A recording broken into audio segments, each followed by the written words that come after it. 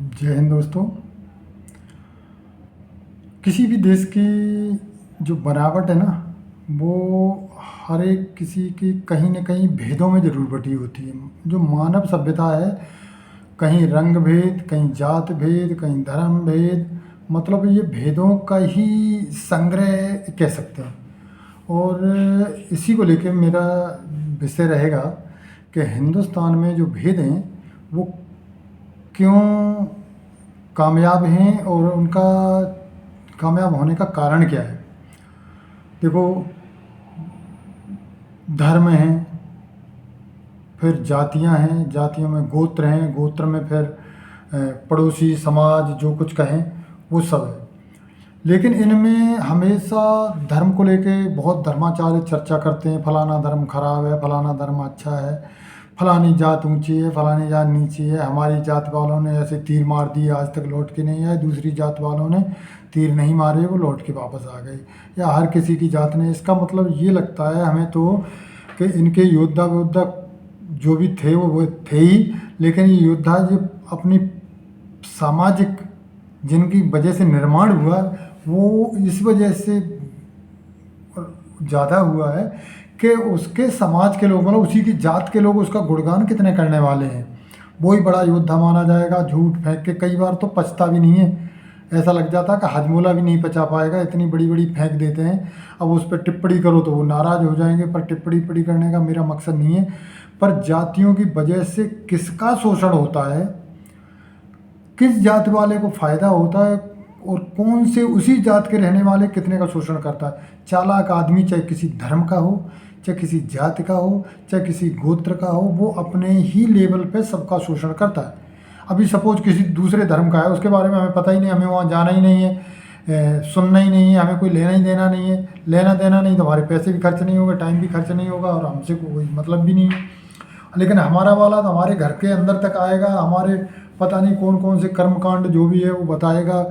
मानो तो ठीक है, नहीं मानो तो समाज मनवाएगा, नहीं तो डराएगा धमकाएगा, पता नहीं नर्क में जाने की धमकी देगा। हर एक किसी में, सब में यही हाल है। मतलब वो जो उन्होंने बनाया वो सीधा सीधा अपने अपने भगवानों से लिंकअप हैं, और वही डरा के यहाँ पे समाज में करते हैं।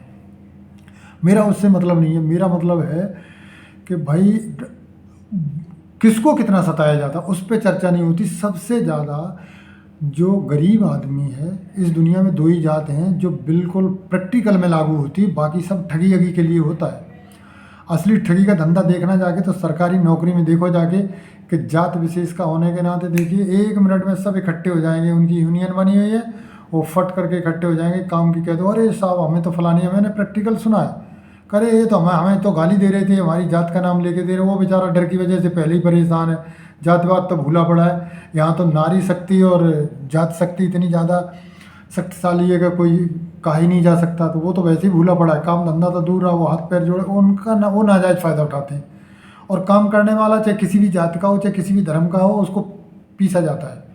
वो सब जातियों में मिलते हैं, वो सब धर्मों में मिलते हैं, सभी विभागों सब में मिलते हैं। बेचारे जो काम करने वाले हैं उनसे काम कराया जाएगा, और जो मक्कार हैं वो जातियों के नाम से, हाँ, उसका वो फ़ायदा ऐसे उठाएंगे। देखिए वो एकदम फटाफट जाएंगे, बेशर्मों की तरह कहेंगे जाके, देखिए पूरे फलानी हम अपनी कास्ट को लेके गाली दे रहा था, तो जो काम करने वाला है उसके साथ वो भी हाँ में हाँ मिलाता है कि हाँ यार ये तो गलत है भाई, जात का नाम से गाली नहीं देना चाहिए। जबकि वो अच्छी तरह जानता है कि मक्कार भी है, काम नहीं करता होगा, लेकिन वो मजबूर है कि नहीं करोगे तो कल को वो कहेगा तुम्हारे साथ कुछ हो जाएगा। तो एक डर भय बना रखा है कि तुम्हारे साथ कुछ होगा तो कल कौन खड़ा होगा, इस वजह से। लेकिन इसके हमें लग रहा है कि सर्वे की ज़रूरत है। सर्वे करवाया जाए कि सबसे ज़्यादा परेशान उसका पास पड़ोसी, सगे भाई बंधु और उसके पारिवारिक लोग ही सबसे ज़्यादा परेशान करते हैं। इसके बाद दूसरी जाति वालों का नंबर आता है। धर्म वालों का तो कभी कभी ज़िंदगी में एक आध बार आप चपेटे में आ गए तो आ गए, नहीं तो पड़ोसी होने के नाते कोई पहले से रह रहे हो तो वो पड़ोसी वाला धर्म तो निभाएगा। क्योंकि हिंदुस्तान में आज सर्वे करवा लो, पड़ोसी किसी की नहीं बनती भाई। पड़ोसी सबसे अच्छा वो माना जाता है जो दोनों बिजी हों, सुबह निकल जाएं, शाम को वापस आएं, एक दूसरे से कहीं महीने से महीने में कुछ आँख से आमना सामना हो जाए तो नमस्कार हो जाए तो सबसे बढ़िया पड़ोसी है। न देना रखे न लेना रखे तो ही ज़िंदगी है। देना लेना कर दिया तो सबसे आप 400 किलोमीटर 4000 किलोमीटर दूर बात कर सकते हो, पर पड़ोसी से नहीं बनती ये बात भाई। तो ये फैक्ट है, ये सब जानते, चाहे किसी जात का कोई कहेगा नहीं हमारी जात वाले तो पड़ोसी से बहुत अच्छा रखते हैं, वो सब झूठ बोल रहे होते हैं। आप भी समझते हो और मैं भी समझता हूँ। चाहे वो किसी जात का हो, चाहे किसी धर्म का हो, चाहे किसी वर्ग का हो, कोई मतलब नहीं रखता पड़ोसी। क्योंकि मेन तो वहाँ पे आपका डेली संसाधनों पे कब्जे को लेके है ना। संसाधनों का इस्तेमाल कैसे होगा, कौन कचरा फेंक देता है, कौन नहीं उठाता है, कौन क्या करता है, कौन। अरे वो खेत पे किसानों की तो एक मेड़ काटने के ऊपर ही, घास काटने मेड़ के ऊपर तो झगड़े होते हैं। 90% तो झगड़े इसी चीज़ के लेके होते हैं। वो उसकी किनारी काट देगा, वो उसकी किनारी मेड़ काट देगा। इसी तरह घरों में वो वाला पूरा घर में चाहे कोई सोने वाला हो ना हो, लेकिन वो आधी ईंट को जरूर आगे बढ़ा के रखेगा, पत्थर इधर लगाएगा तो वो पड़ोसी के में। तो ये तो भाई ये फैक्ट है। लेकिन मैं कह रहा हूँ इन पे चर्चा क्यों नहीं होती। जो जो धर्माचार, धर्मावलंबी, जातिवाद का समर्थन करने वाले या जात के पीछे सबको ले जाने वाले, अरे ये हो गया, खुद का लड़का बदमाश होगा वो तुम्हें सही इस्तेमाल करेगा, चलो देखो अरे देखो अपनी जात को क्या कह दिया।